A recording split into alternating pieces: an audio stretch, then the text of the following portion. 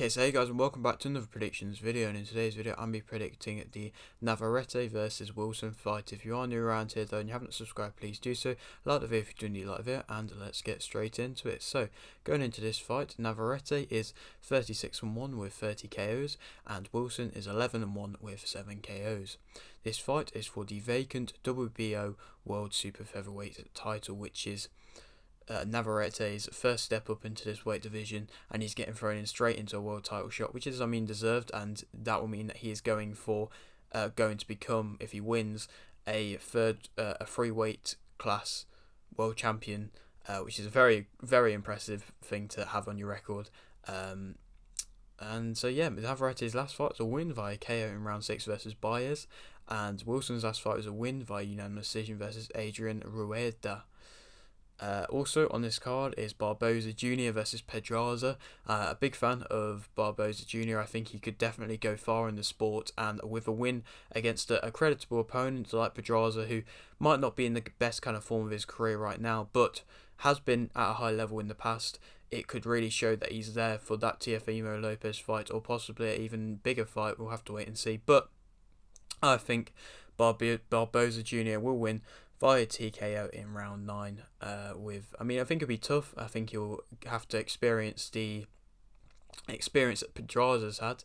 But yeah, I think in the end he'll be able to get him out of that in round 9. Navarette is a very exciting fighter, of course. He's a very unorthodox fighter, which can be a very difficult thing to counter using his height and reach, but it'll be interesting to see how much that height and reach plays a factor now he's moving up a weight division, because if he's down the weight division with featherweights or even lower than that, he's obviously going to tower over most fighters. But I think the height and reach might not play as much of a factor as what it did in the lower weight classes. But we'll have to wait and see on that. But he uses that height and reach to be able to disguise his shots and throw very unexpected shots, which is very much why he's a very good opponent and a very tough opponent.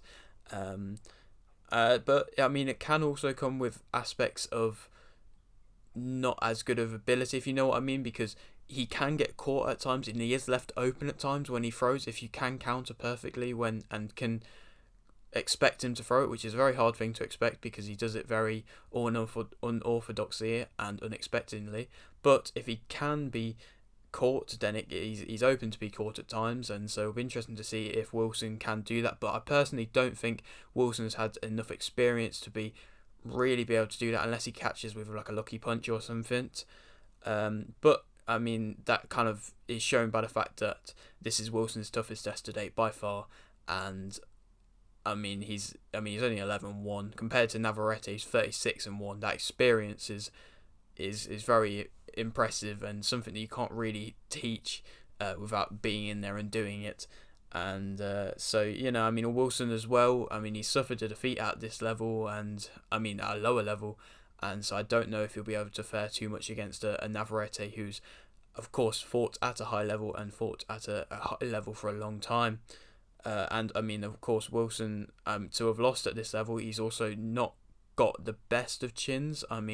He's been through tough fights in the past, and in the one he lost, he got battered, and in the one, I believe his most recent one, it was a very close decision, and I might be wrong, it might be the one before, but he's had a very close decision as well, and so to be having that at the lower levels is not really seem to be something that should be happening, and it should be more convincing if he's going to get a shot like this against Navarette. But that's why a lot of people are writing off Wilson for this fight, and that's why Navarette is the favourite for this fight, and I think that Navarette will win via TKO in round 6.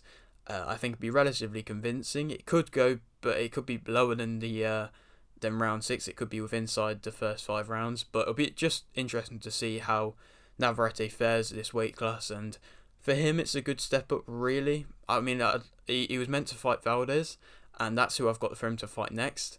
I think that fight has to happen because Navarette hasn't fought.